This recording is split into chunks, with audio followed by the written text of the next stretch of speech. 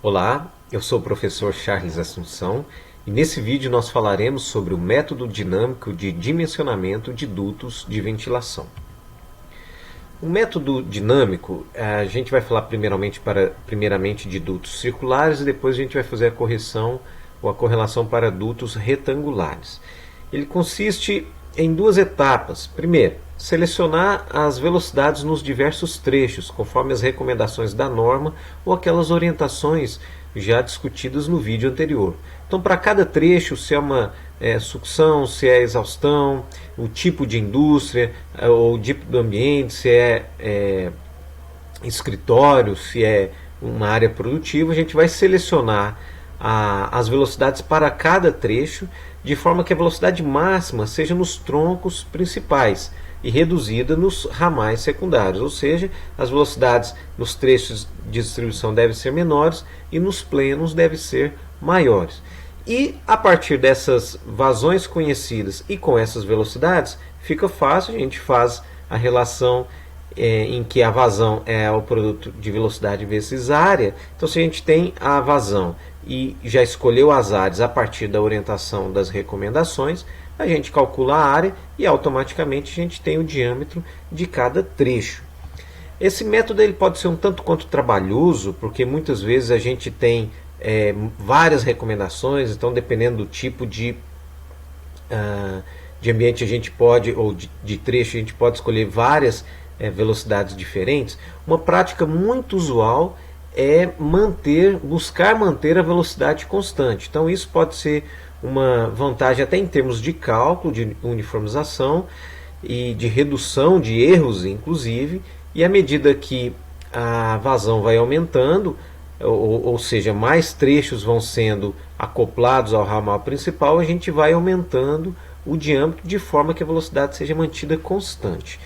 Uma outra ferramenta que um outro recurso que é bastante utilizado é esse tipo de ábaco ou gráfico que traz para algumas condições específicas. Esse inclusive é considerado para ar puro, ou seja, massa específica do ar é igual a 1,2 kg por metro cúbico, e para temperatura entre 10 e 30 graus Celsius. Então, para algumas condições específicas, como esse caso, a gente tem esse tipo de ferramenta que facilita muito a obtenção dos valores.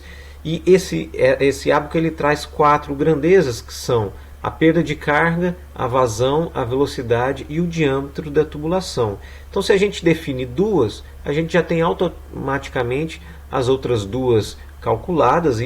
Com isso a gente ganha bastante tempo, porque dependendo do sistema a gente vai ter trechos muito distintos uns dos outros, e se para cada trecho desse a gente for fazer muito cálculo, a gente pode perder um pouquinho de tempo. Então, normalmente a gente vai ter a vazão, que está aqui nesse eixo vertical, nesse eixo aqui também é a vazão, nesse caso aqui está em metros por segundo. A gente tem essas linhas inclinadas à esquerda, vamos dizer assim, é a velocidade do escoamento. Então, por exemplo, se a gente tem uma determinada vazão e definir uma determinada velocidade, a gente tem esse ponto aqui, vamos dizer, de operação. Se a gente projeta na vertical, a gente vai ter a perda de carga em milímetro de coluna d'água por metro. Então, quanto de perda de carga a cada metro daquele trecho. E se a gente cruzar nesse ponto aqui, essas linhas inclinadas à direita são o diâmetro da tubulação. Então, vejam só um exemplo qualquer aqui, 0,1, se a gente cruza com essa velocidade, a gente vai ter esse diâmetro e projetando aqui embaixo essa perda de carga. Eu trouxe essa imagem que está pouco legível, mas só para a gente ter uma ideia do todo. Mas o próximo slide já traz um zoom, que é um recorte dessa imagem, com uma possibilidade de visualização dos valores um pouquinho melhor. Então vejamos aqui.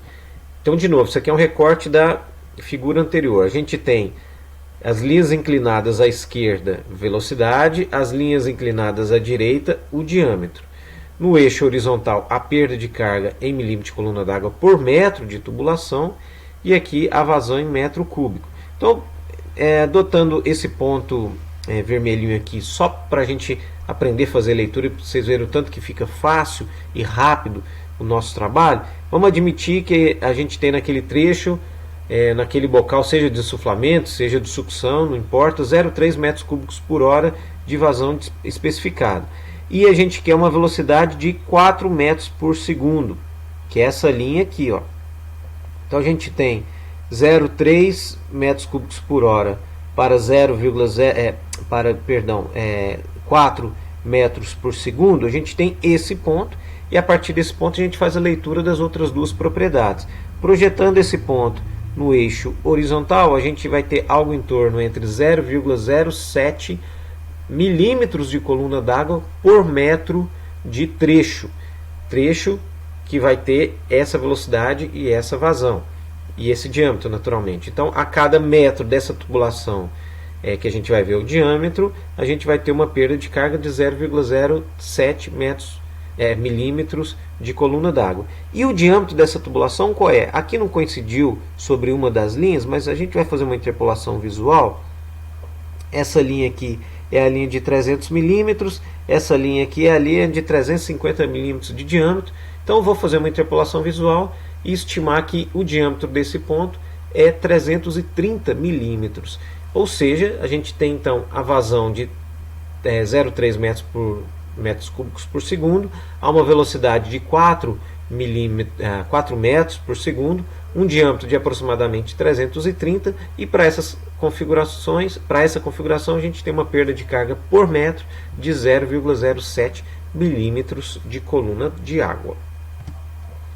Para dutos retangulares, o princípio é o mesmo. A gente vai trabalhar, vai fazer o cálculo podendo considerar o diâmetro circular e depois fazer a transformação, ou já sabendo os diâmetros, a gente pode transformar sabendo os lados do retângulo, a gente pode transformar e fazer o cálculo como se ele fosse circular. Então, dependendo, temos aí, conhece os lados A e B do retângulo, deseja saber qual que é o diâmetro do duto de mesma vazão, o diâmetro de seção circular, ou a gente conhece o diâmetro e a gente quer saber quais seriam os lados daquele retângulo. Então, a gente pode ir de um lado ou de outro. O diâmetro equivalente a gente pode obter a partir dessa equação. Veja, 1,3, esse produto elevado a 0,625 sobre a soma elevada a 0,25. E para fazer a correlação aqui, a gente tem essa tabela, onde nas linhas horizontais aqui a gente tem o diâmetro maior e o lado maior, perdão, e aqui na vertical a gente tem o lado menor. Eu trouxe um recorte aqui também para ficar um pouquinho mais visível, uma vez que a figura é muito grande, então a resolução fica ruim. Então vejam, a gente tem o lado maior aqui em centímetro, o lado maior aqui também em centímetro, e aqui sempre o lado menor do retângulo. E a gente consegue fazer o cálculo do diâmetro equivalente se a gente tem os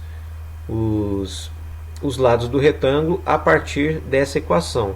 Ou se a gente tem o diâmetro, por exemplo, um diâmetro, aqui está em centímetro, então vamos pegar um diâmetro de 20,4 centímetros, ele daria a mesma vazão de um duto retangular, cujo lado menor tenha 11 centímetros e o lado maior 34 centímetros. Então é dessa forma. Por exemplo, então a gente conhece não o diâmetro, mas a gente conhece os lados. 30 centímetros de um lado e 10 do outro, por exemplo, equivaleria a um duto, ou equivaleria em termos de vazão, a um duto de 18,3 centímetros de diâmetro. Então, seja com a tabelinha, seja com a equação, a gente consegue fazer o D de um duto circular para o retangular, ou de um retangular para o duto circular, e com isso a gente consegue aplicar esse método dinâmico em que a gente define as equações, as velocidades, e a partir da vazão a gente vai calculando o diâmetro de cada trecho. Eu espero que tenha ficado claro para você. Em caso de dúvidas, não hesite em entrar em contato. Eu agradeço a sua atenção e espero que você acompanhe os próximos vídeos. Obrigado e até lá.